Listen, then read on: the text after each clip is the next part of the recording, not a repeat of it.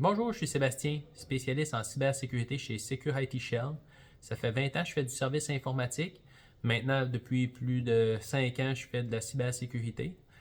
Donc, aujourd'hui, je vais vous partager 3 trucs et astuces pour savoir comment savoir si vous êtes en sécurité ou pas avec votre système informatique, soit dans votre entreprise ou personnel.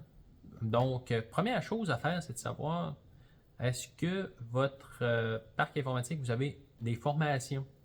Parce que ce qu'on a pu comprendre, c'est que la majorité des failles puis des virus qui rentrent dans les systèmes informatiques viennent de la formation des employés. Donc, l'incompréhension des employés de reconnaître un courriel frauduleux ou une page frauduleuse sur Internet. Puis, il y a des formations qui existent pour ça sur les sites et sur les internets, en fait. Plusieurs sites qui existent, c'est possible. Là, je vais vous donner la référence à la fin du vidéo, dans le bas de la page. Vous allez voir dans les commentaires. Je vais donner 3 liens, en fait, pour les 3 astuces.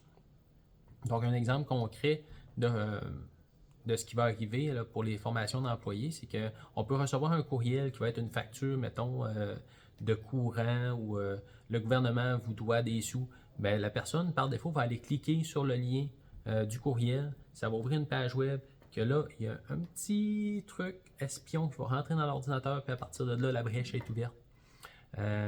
Puis, dans les formations, on apprend à reconnaître ces courriels-là, puis à faire sûr que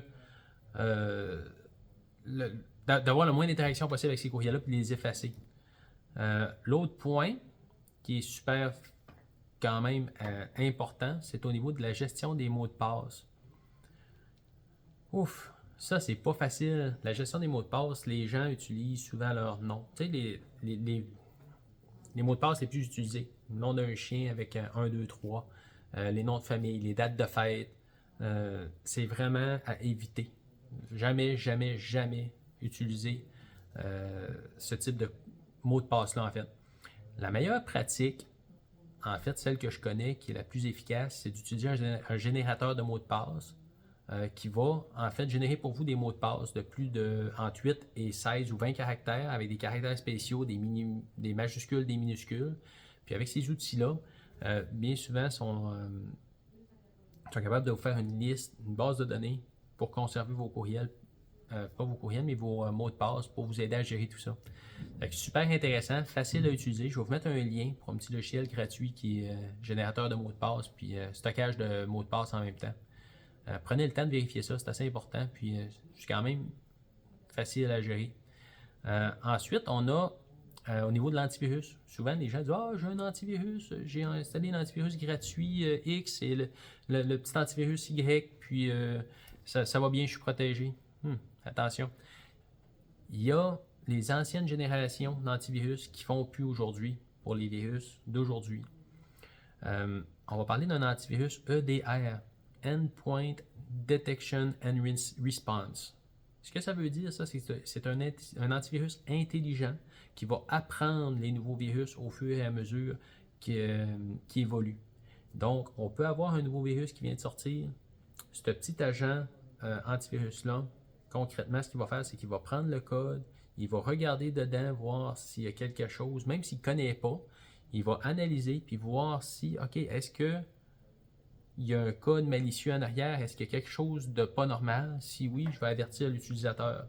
Puis là, à ce moment-là, le déclenchement se fait, le fichier est barré, sécurisé, puis il ne peut plus interagir avec le reste du système. Fait que ne pas confondre les antivirus conventionnels classiques qu'on connaît depuis les 20-30 dernières années avec les nouveaux antivirus EDR qui ont une intelligence artificielle intégrée. Donc, si vous pensez être sécurisé, un de ces 3 astuces-là, super facile, ça va vous aider énormément. C'est les astuces de base, je dirais. Il y en a des dizaines et des dizaines supplémentaires. On pourra les voir dans les prochaines vidéos. Puis, si jamais vous êtes intéressé à avoir plus d'informations, vous questionnez sur votre sécurité informatique, n'hésitez pas à me contacter. Je mets mon lien en bas, mon site web. Puis, je vous reparle bientôt dans un nouveau vidéo sur d'autres trucs et astuces.